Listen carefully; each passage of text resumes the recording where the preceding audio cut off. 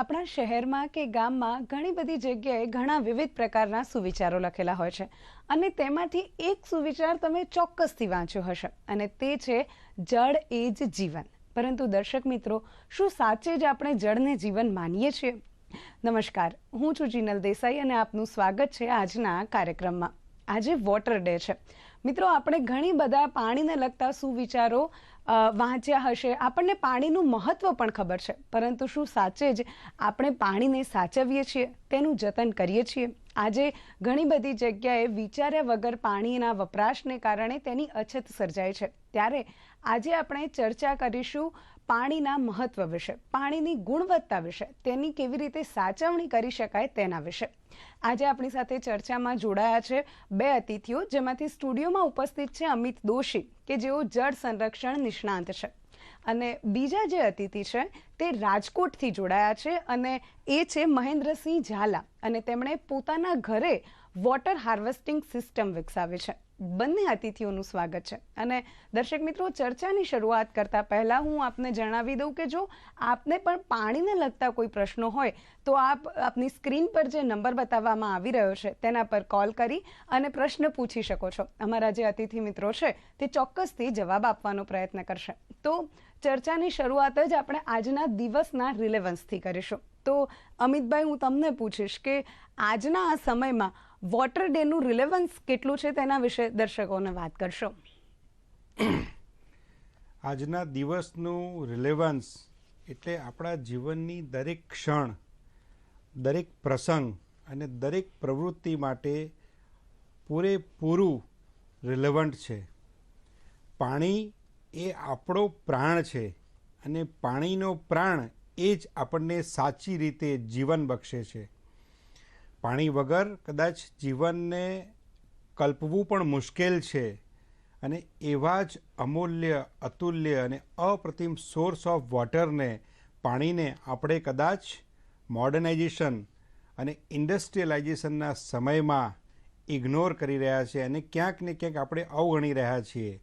તો આજનો દિવસ આપણને એ યાદ કરાવે છે કે જેના થકી આપણું જીવન હોય, જો એનું સંવર્ધન આપણે નહીં કરી શકીએ, એની સાચવણી નહીં કરી શકીએ, તો આપણે આપણા જીવનને વધુ સમૃદ્ધ, સારું, શાંતિપૂર્ણ અને સુખી કેવી રીતે કલ્પી શકીશું? જી, હવે ચર્ચામાં આગળ વાત કરીએ કે આપણી સાથે રાજકોટથી જે મહેન્દ્રભાઈ જોડાયા છે, તેમણે પોતાના ઘરે વોટર હાર્વેસ્ટિંગ સિસ્ટમ વિકસાવી છે. તો મહેન્દ્રભાઈ, તમે જે આ સિસ્ટમ વિકસાવી છે તેના વિશે થોડી વાત કરશો દર્શકોને. એક તો સંજોગો સાથે હાજર નથી થઈ કોઈ માટે આપ સૌની ક્ષમા ચાહું છું. મેં જે આ આયોજન કર્યું છે મારા મકાનમાં 3 માળનું ફર્સ્ટ સેકન્ડ ફ્લોરને, એમાં આપણે એ રીતે આયોજન કર્યું છે કે ઉપર 3000 લીટરની ટેન્ક છે. એ ટેન્ક ભરાય એટલે એ ટેન્કમાંથી પાણી બીજી નાની અગાસીમાં આવે છે. એ અગાસીનો જે ટાંકી છે એ નીચલા ફર્સ્ટ ફ્લોર ને ગ્રાઉન્ડ ફ્લોર માટે ઓવર ટેન્ક બની જાય છે. આ બધા જે પ્લમ્બિંગ કર્યું છે એ બધું લૂઝ રાખ્યું છે. એટલે એમ કે ભવિષ્યમાં આપણે ફેરફાર કરો તો કરી શકીએ. વચ્ચે 3-4 ફિલ્ટર રાખ્યા છે. મારી પાસે આવી 7 ટેન્ક છે. એટલે દરેક વરસાદનું જ્યારે પણ પાણી આવે ત્યારે એ 12,000 લીટર પાણી સ્ટોર કરી અને બાકીનું પાણી ઓવરફ્લો થઈને બોરમાં જાય છે અને બોર પણ ઓવરફ્લો થઈ જાય છે. મેડમ, 100 વારના મકાનમાં જ્યારે એક વરસાદ પડે છે ત્યારે 2,000 લીટર પાણી આપણા મકાન ઉપર પડે છે અને વહી જાય છે. દરેક દર્શક મિત્રોને કહું છું કે દિલ ઉપર હાથ મૂકીને કરજો, તમે કેટલું બચાવો છો. કહેવાનું મારું એ છે કે કાંઈ વાંધો નહીં, આજે નો બધું કાંઈ આવતીકાલથી તો નહીં જ. આવતીકાલ તો હંમેશા આજ બનીને આવે છે. આજથી જ આ બધા સંકલ્પ કરો કે આપણે આપણા જે રચયિતા આપણી જે રચના આપી છે એની રક્ષા કરવા માટે આપણે બધા કટિબદ્ધ થઈએ. જી, મહેન્દ્રભાઈ, તમને જ જો આગળ આપણે વાત કરીએ તો જે રીતે તમે વિકસાવી છે આ સિસ્ટમ, એવી જો બીજા કોઈ દર્શક મિત્રને વિકસાવી હોય તો એની થોડીક ટિપ્સ કે થોડીક જાણકારી આપજો તેના વિશે, કે કેવી રીતે પોતાના ઘરે જ આવી કોઈ સિસ્ટમ વિકસાવી શકાય. હા, આમાં એવું છે મેડમ કે આ બધું શું છે કે એટલું બધું કે ખર્ચાળ છે નહીં. જી, મારે 3 ફ્લોર છે એટલે થોડુંક થાય. બાકી સિંગલ BHK મકાન હોય, ટેનામેન્ટ હોય તો સામાન્ય 3-4 લીટરમાં તો આરામથી થઈ જાય. આમાં કઈ જાજી કોઈ મશીનરી આવતી નથી આવતું કઈ બીજો જાજો ખર્ચો. સામાન્ય પાઇપ એક ઉતારવાનો હોય છે, થોડુંક મેશનરી વર્ક આવે તો એ પણ થઈ શકે. એટલે દરેક શ્રોતા મિત્રો, દર્શક મિત્રોને કહેવાનું કે આપ પણ કરી શકો છો અને ક્યાંય પણ જરૂર પડે તો અમારી કોઈ પણ સલાહ સૂચન માટે અમે તૈયાર જ છીએ. અને આજે પાણી નહીં બચાવો તો તમે ક્યારે બચાવશો? આજે પાણી નહીં બચાવે તો આવતી પેઢી પાસે પીવાનું પાણી નહીં હોય મિત્રો, અને એ લોકોએ પોતાના આંસુ પીવા પડશે અને જવાબદાર જે છે ને એના દારા પડદાદા એટલે કે આપણે પોતે ખુદ રહીશું. એટલે જ કહું છું કે આજથી જ પાણી બચાવવાનો સંકલ્પ કરીએ. જી, અજયભાઈનો ફોન છે અમદાવાદથી. જી અજયભાઈ, આપ આપનો પ્રશ્ન જણાવશો. હા જી, આપણે અત્યારે આધુનિક સમયમાં જે ભૂગર્ભ જળ નીચે જઈ રહ્યો છે, તો આપણે જે જૂના અમદાવાદની અત્યારે ખાડિયામાં જે જળ સંચયની જે વોટર હાર્વેસ્ટિંગનું જે બનાવ્યું છે ઇન્ફ્રાસ્ટ્રક્ચર, એવું કંઈક ઇન્ફ્રાસ્ટ્રક્ચર આપણે અત્યારે શહેરમાં કે આવું કંઈક કરી શકાય જેનાથી ભૂગર્ભ જળ ઉપર આવી શકે? કારણ કે બોરવેલ ને બીજી બધું કારણે આજના સમયે સતત ભૂગર્ભ જળ નીચે જઈ રહ્યો છે અને હવે તો એવું લાગે છે કે 5-7 વર્ષ પછી શું થશે જો 1 વર્ષ 2 વર્ષ વરસાદ ના આવે તો પાણીની સમસ્યા ચોક્કસપણે સર્જાવાની છે. પણ આપણે એવી રીતે કંઈક વોટર હાર્વેસ્ટિંગ કરીએ જેના કારણે ભૂગર્ભ જળ પણ વધી શકે, જળવાઈ રહે, એનું સ્તર જળવાઈ રહે અને હવે તો વધારવાની જરૂર છે. યસ, અમિતભાઈ આપ પ્રશ્નનો જવાબ આપશો. અજયભાઈ, આપે ખૂબ સરસ મુદ્દો ઉઠાવ્યો કે ભૂગર્ભ જળના સ્તર નીચે જઈ રહ્યા છે. એને કારણે આપણા બોરવેલમાં ઉનાળાની જેવી શરૂઆત થાય એટલે પાણી ઘટવાનું શરૂ થઈ જાય અને ઘણી બધી જગ્યાએ તો પાણી સુકાઈ જાય. ઓન એન એવરેજ લગભગ 15થી 20% બોરવેલ દર વર્ષે સુકાઈ જાય છે. સરળ સમાધાન શું? આ દરેકના મનમાં મૂંઝવતો આ પ્રશ્ન. આપણા ઘરની છત ઉપરથી આવતી વરસાદી પાણીની લાઈન, એ લાઈનમાં એક નાનું 3000 રૂપિયાની કિંમતનું નાનું ફિલ્ટર ડિવાઇસ લગાવી દેવામાં આવે અને એમાંથી ધાબા પર રહેલો કચરો ફિલ્ટર થઈ જાય અને એ ચોખ્ખું વરસાદી પાણી આપણે આ બોરવેલના કેસિંગ પાઇપ સાથે પીવીસીનો પાઇપ કનેક્ટ કરીને આપી દેવાનું. આટલું માત્ર કામ કરવાથી દર વર્ષે નાના 1200 સ્ક્વેર ફીટનું ધાબું હોય તો લગભગ 60,000 લીટર શુદ્ધ વરસાદી પાણી એ બોરવેલમાં સ્ટોર થાય, જેનાથી બોરવેલના ભૂગર્ભ જળના સ્તર ઉપર આવે, બોરવેલના પાણીના TDS અને હાર્ડનેસ ઓછા થાય, બોરવેલની કાર્યદક્ષતા એફિશિયન્સી વધે અને એ બોરવેલ ક્યારેય સુકાશે નહીં. માત્ર આટલું નજીવું કાર્ય વરસાદ આપણા બધાના ધાબા પર મળે છે. બોરવેલ, ટાંકી, કૂવા કે પાણીના સ્ત્રોત આપણી બધાની પાસે છે. આપણા સ્ત્રોત માત્રને આપણે વરસાદ સાથે જોડવાનું કાર્ય કરવાનું છે અને આધુનિક ટેકનોલોજીના કારણે હવે નાના સરળ ડિવાઇસ, નીરેન ડિવાઇસ જેવા સરસ નાના 1 foot by 1 foot by 1.5 ફૂટના device ઉપલબ્ધ છે, જેથી કરીને આપણે આપણા બોરવેલ્સને વર્ષ માટે તંદુરસ્ત રાખી શકીએ અને બચાવી શકીએ. જી, હવે જો અજયભાઈએ જે વાત કરી એમાં જ જો આપણે થોડી વધારે ચર્ચા કરીએ તો આપણે વરસાદી પાણી જે છે તેને સાચવવાનું કાર્ય તો આપણે કરીશું જ, પરંતુ અત્યારે કેવું છે કે આપણે પાણીને ધરતીનું અમૃત તો કહીએ છીએ, પરંતુ અમૃતની જેમ તેને સાચવતા નથી અને ઘણીવાર બિનજરૂરી પાણી વાપરી અને વ્યય કરતા હોઈએ છીએ. તો રોજિંદા જીવનમાં એવી કઈ બાબતો છે કે જેનાથી પાણીને બચાવી શકાય? કઈ કઈ બાબતોમાં આપણે થોડું ચેન્જ લાવીને પાણીને બચાવી શકીએ, એના વિશે વાત કરશો. રોજિંદા જીવનમાં જોઈએ તો જેટલી પ્રવૃત્તિમાં પાણીનો ઉપયોગ કરીએ છીએ એ પ્રવૃત્તિમાં પાણીના ઉપયોગની સાચવણી થાય. એટલે કે જ્યારે આપણે બાથ લઈ રહ્યા હોઈએ, નાહવાનું કામ હોય તો માત્ર બકેટથી જ થાય. કાર ધોવાનું કાર્ય માત્ર મહિનામાં એકાદ વખત જ થાય. ભીના કપડાથી ઘરનું રાચરચીલું લૂછવામાં આવે કે ભીના કપડાથી બીજી બધી સાફ સફાઈ થાય. ઘરમાં વપરાતા રિવર્સ ઓસ્મોસિસ ફિલ્ટર જેવા ફિલ્ટરનું રિજેક્ટ વોટર એ આપણે મેન્ટેનન્સ અને સાફ સફાઈના કાર્યોમાં લઈ શકીએ. કિચનની અંદર જેમાં ડિટર્જન્ટ ન ભળ્યું હોય એવું વધારાનું ધોયેલું પાણી આપણે આપણા કુંડા પોટમાં આપી શકીએ. આવા નાના પરિવર્તન કરવાથી હજારો લીટર પાણી આપણે આપણા ઘરે બચાવી શકીશું. આપણા નળની અંદર નાનું અરેટર ડિવાઇસ આવે છે. અરેટર ડિવાઇસ લગાવવાથી પાણીનો ફ્લો રેટ ઘણા બધા મહોદ અંશે ઘટી જશે. પાણી તો એટલું જ મળશે, ખાલી એની સ્પીડ ઘટી જશે, જેનાથી પાણીનો ઘણો બચાવ થશે.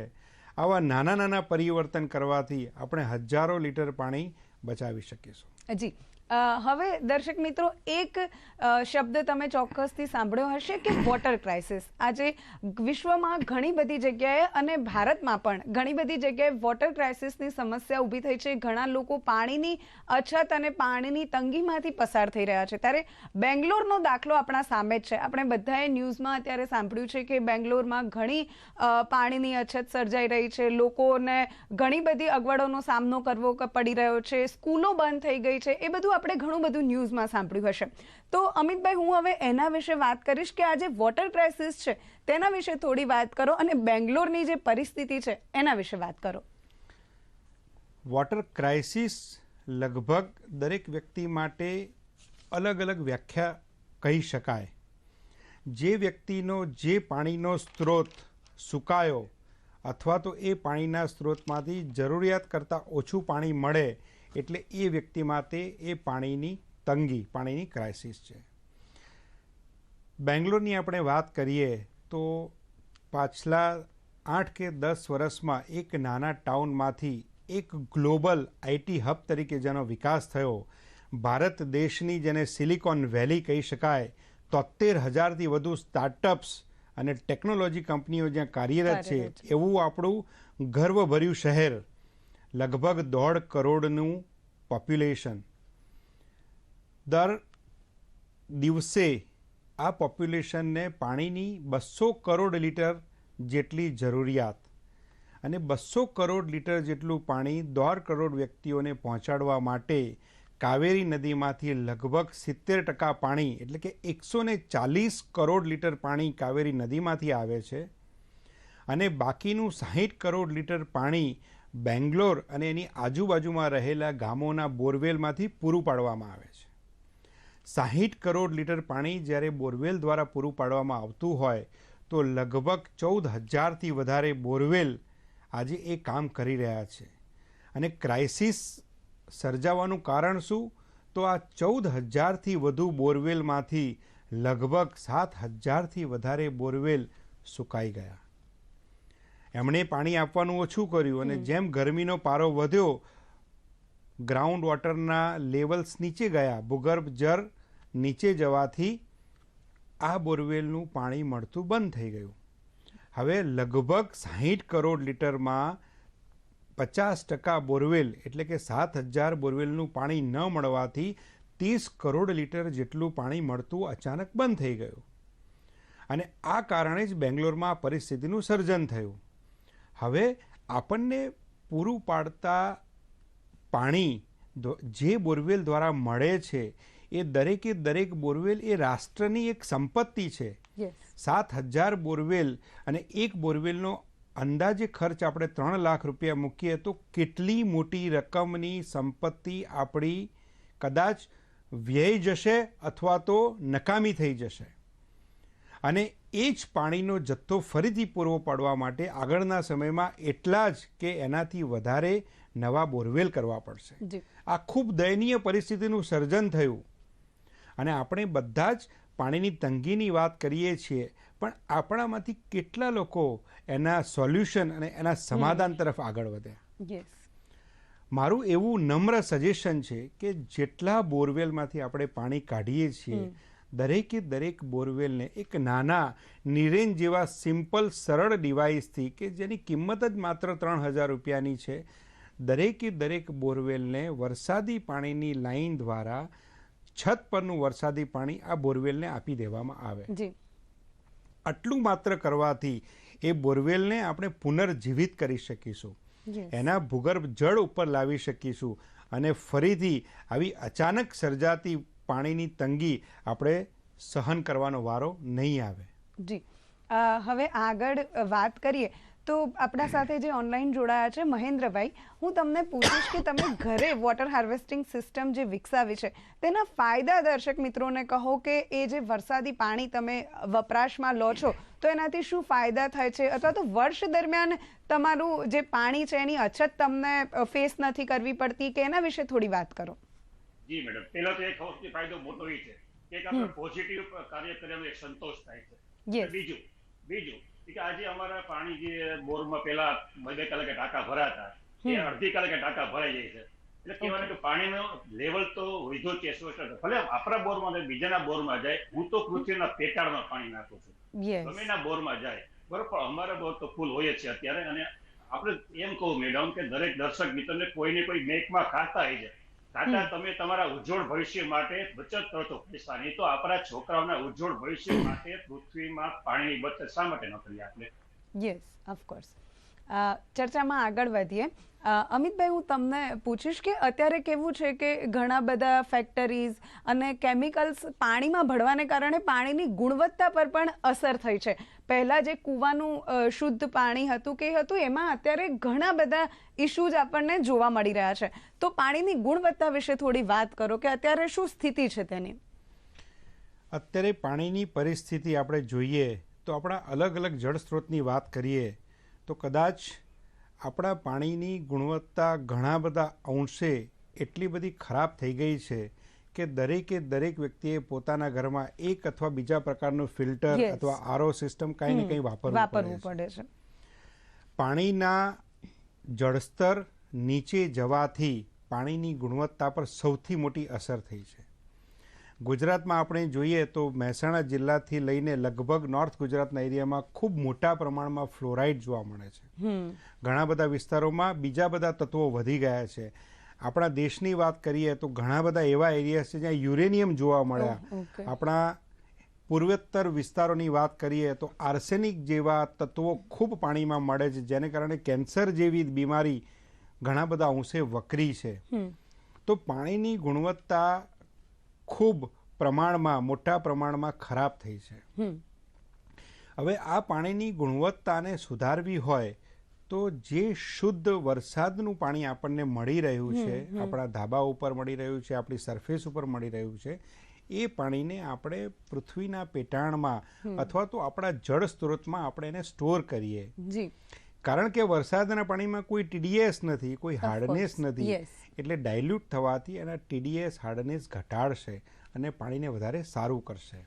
જી, હવે આ જ વાતમાં જો આપણે આગળ વાત કરીએ તો આજે તમે વાત કરી કે વરસાદી પાણીનો સંગ્રહ કરી શકાય છે, એના હવે ખંભાતી કૂવા અને ભૂગર્ભ ટાંકા જેવા કોન્સેપ્ટ પણ ઘણા બધા લોકોએ અપનાવ્યા છે. તો એના વિશે થોડી વાત કરશો કે બીજી કઈ કઈ પદ્ધતિઓ છે કે આપણે વરસાદી પાણીનો સંગ્રહ કરી શકીએ અને તેને વાપરી શકીએ? એટલે વરસાદી પાણી એક આપણે છત ઉપરથી લઈ શકીએ. છત ઉપરથી લઈને એ વરસાદી પાણી આપણે ટાંકામાં લઈ જઈએ. ટાંકા અને બોરવેલ બંને ઘરમાં હોય તો ટાંકાનો ઓવરફ્લો બોરવેલમાં આપી દઈએ અને વધારાનું પાણી બોરવેલમાં સ્ટોર કરીએ. બીજી પદ્ધતિ છે કે છત ઉપરથી જમીન ઉપર આવતું પાણી અને જમીન ઉપર પડેલું વરસાદી પાણી, આ બધા જ પાણીને એનો નીચાણવાળા એરિયા તરફ જ્યાં વહીને જતું હોય ત્યાં આગળ ખંભાતી કૂવા, આપણી વર્ષો જૂની પરંપરા અને ખૂબ સારી વૈજ્ઞાનિક પદ્ધતિના આવા ટાંકા, જેને ખંભાતી કૂવા કહેવાય, હનીકોમ્બ સ્ટ્રક્ચરમાં એ કૂવા તૈયાર કરવામાં આવે. ખાસ કરીને આપણા શહેરી વિસ્તારોમાં કે વરસાદ પડવાની સાથે જ જ્યાં ફ્લડિંગ થઈ જાય છે, પાણી લોગિંગ થઈ જાય છે, એવી પરિસ્થિતિઓમાં એવી હોનારત થઈ જાય છે, એવા સંજોગોમાં બધું જ વરસાદી પાણી જો આ ખંભાતી કૂવાને આપી દેવામાં આવે તો પૃથ્વીની સરફેસ, સબ સોઇલ સરફેસ એટલે ઉપરના તળમાં રહેલા પાણીનું ખૂબ સારા પ્રમાણમાં રિજનરેશન થાય અને પાણીના લેવલ ઉપર આવે. સાથે સાથે ફ્લડિંગ જેવી હોનારતો નિવારી શકાય. જેમ બીજી પદ્ધતિની આપણે વાત કરી કે ભૂગર્ભ ટાંકા. ભૂગર્ભ ટાંકા કદાચ અમદાવાદના ઇતિહાસમાં અને ગુજરાતના ઘણા બધા શહેરોના ઇતિહાસમાં વર્ષોથી સચવાયેલા છે. આપણા ઘરની જેટલી સાઇઝ હોય એનાથી પણ મોટી સાઇઝના ટાંકા અત્યારે આપણી પોળોમાં સચવાયેલા છે. વરસાદનું પાણી એ જમાનામાં ધાબા પરથી લઈને આપણે એ ટાંકાઓમાં સાચવતા અને આખું વર્ષ વાપરતા. એટલે ખૂબ સારો પ્રયોગ છે. પણ વરસાદી પાણીના ટાંકા હવે એ સાઇઝના બનાવવા ખૂબ મોંઘા થઈ ગયા છે.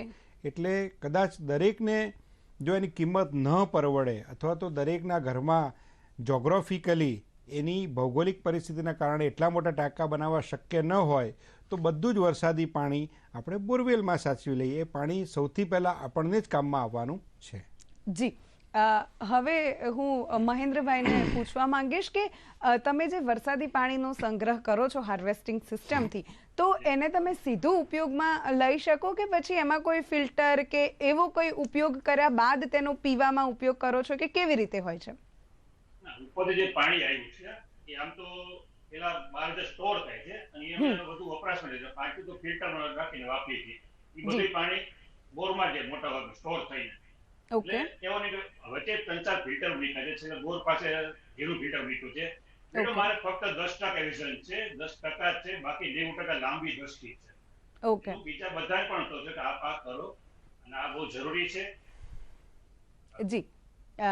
હવે અમિતભાઈ, હું તમને પૂછવા માંગીશ કે આપણે બેંગ્લોરના વોટર ક્રાઇસિસ વિશે વાત કરી, પરંતુ આપણે ગુજરાતમાં છીએ, તો ગુજરાતનું જળસ્તર ક્યાં છે અને ત્યાં કેવી સ્થિતિ છે એના વિશે થોડી વાત કરશો? ગુજરાતની પરિસ્થિતિ પણ ઘણા બધા અંશે આપણે સાચવવી પડે એવી થઈ ગઈ છે. ઓકે, અને આપણે જ એના પ્રહરી તરીકે ઊભા થવાનો સમય આવી ગયો છે.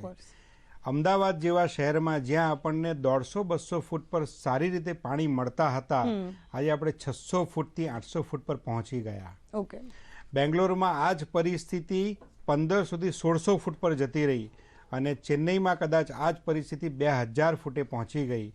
આપણે 200થી 600એ ગયા તો એ આપણે જોવાની જવાબદારી છે કે 600માંથી આપણે 1200 પર ન જવું પડે. માત્ર કારણ શું? તો અંધાધૂંધ બોરવેલમાંથી નીકળતા પાણી.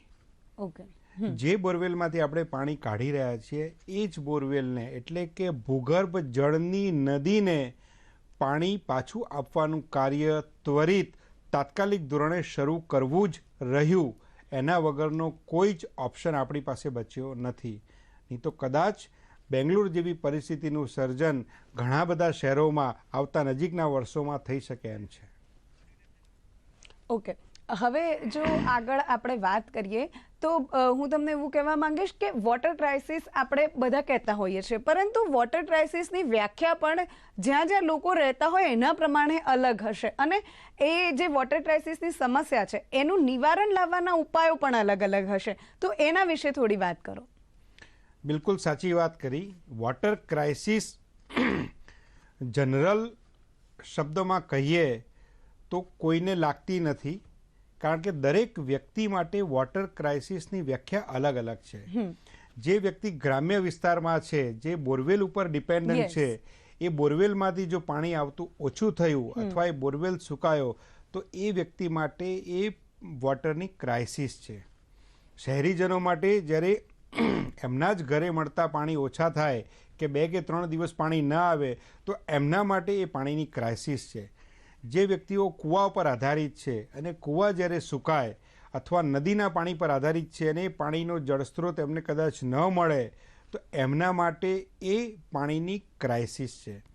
એટલે વ્યક્તિગત રીતે દરેક વ્યક્તિને પાણીની જરૂરિયાત અને એના જળસ્ત્રોતની વ્યવસ્થા અથવા એ જળસ્ત્રોતનું એકચ્યુઅલ સ્વરૂપ જ્યારે જ્યારે કથળે ત્યારે એના માટેની એ પાણીની ક્રાઇસિસનું સર્જન થાય છે. એટલે સૌથી પહેલાં આપણે બધાએ આપણા વોટર રિસોર્સ, આપણા જળ સ્ત્રોત ક્યાં છે અને એનું જતન કેવી રીતે કરી શકાય એના તરફ આપણી દ્રષ્ટિ કેળવવી જોઈએ. એટલે કે જે કોઈ પણ બોરવેલ, કૂવા, રિચાર્જ માટેના વેલ કે પછી પાણીના ટાંકા, જે કોઈ પણ વોટરના રિસોર્સ આપણે ઉપયોગ કરી રહ્યા છીએ, સૌથી પહેલાં એને કુદરત તરફથી મળતા શુદ્ધ વરસાદી પાણીથી ભરવા જોઈએ અને એને રીજનરેટ કરવા જોઈએ. વરસાદી પાણીનું એમાં જ્યારે સંચયન થાય ત્યારે એ જળ સ્ત્રોત ખૂબ સારી રીતે વધારે ને વધારે પાણી આપી શકે અને એની તંદુરસ્તી સચવાય, એની એફિશિયન્સી વધે એવું કાર્ય થાય. જી, હવે અંતે અમિતભાઈ હું તમને એટલું જ પૂછીશ કે એક જળ સંરક્ષણ નિષ્ણાંત તરીકે આજે દર્શકો જોડાઈ રહ્યા છે, અત્યારે આપણને જોઈ રહ્યા છે, એમને તમે શું મેસેજ આપશો કે એક સામાન્ય માણસ તરીકે એમણે પાણીને સાચવવા શું પ્રયત્ન કરવા જોઈએ? ટૂંકમાં કહેશો. એક સામાન્ય વ્યક્તિ તરીકે આપ પોતે જ આપના ઘરે, આપના સંસ્થાગત બિલ્ડિંગમાં, ઇન્ડસ્ટ્રીમાં, જ્યાં પણ આપ વરસાદી પાણીનું જતન કરી શકો, એટલે કે વરસાદી પાણીને તમારા જ ટાંકામાં અથવા બોરવેલમાં લઈ શકો એવો તાત્કાલિક ધોરણે પ્રયાસ કરવો જોઈએ. એક કોમન મેન કે જેને ખરેખર પાણી પોતાના ઘરે મળે છે અને પાણી વહીને બહાર જતું રહે છે, એ પાણી વેસ્ટ થાય છે અને એ પાણી આપણને બહુ જ તકલીફ આપે છે. જો એ પાણી ધાબાનું પાણી ટાંકામાં, ધાબાનું પાણી બોરમાં, તો લગભગ આપણી પાણીની તંગી એ તો દૂર થાય જ છે, સાથે સાથે આપણી કમ્યુનિટી, આપણું રાજ્ય અને આપણો દેશ પાણીથી સમૃદ્ધ બને છે. જી દર્શક મિત્રો, તો આજે આપણે મહેન્દ્રભાઈ પાસેથી વોટર હાર્વેસ્ટિંગ સિસ્ટમ વિશે જાણ્યું અને અમિતભાઈએ આપણને ઘણી બધી ફેક્ટ અને ઘણા બધા સૂચનો સારા એવા આપ્યા કે જેથી કોઈ સામાન્ય માણસ કેવી રીતે પાણીનું જતન કરી શકે અને આવનારી પેઢી સુધી તેને પહોંચાડી શકે. તો હવે જેટલા લોકોએ આ જોયું છે, જેટલા લોકોએ આ કાર્યક્રમને સાંભળ્યો છે, એ પણ પાણીનું જતન કરવાના સંકલ્પ સાથે હું તમને વિરમું છું. આજે આ કાર્યક્રમ આપણે અહીં સમાપ્ત કરીએ. નમસ્કાર. નમસ્કાર. Thank you.